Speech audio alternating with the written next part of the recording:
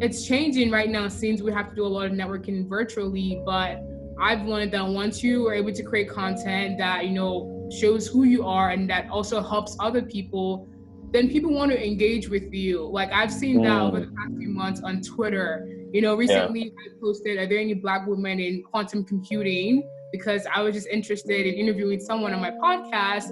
And people just started saying like, oh my gosh, yeah, like I'm looking for someone too. And then I gained a bunch of followers because they thought maybe I was a quantum computer. It was just But you like started that discussion, that discovery.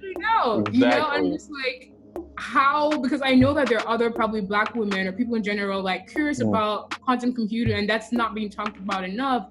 I'm like, I wonder if is there anyone in my network who's aware of, women who are in this space, Black women who are in this space, and people were able to reach out to me by, DMs, like, oh, I work at IBM, I work at this company, like, here's what we're doing. I'm just like, and I was really blown away because I'm like, that was a question I was holding on to. And that's one thing where, like, if you don't know something, ask for help. Like, reach out to people. People are more than happy to help. And I was just blown away by simply just putting myself out there in that sense, and I think that people underestimate the power of asking for help and reaching out. And so you don't have to act like you know it all or you have it all together.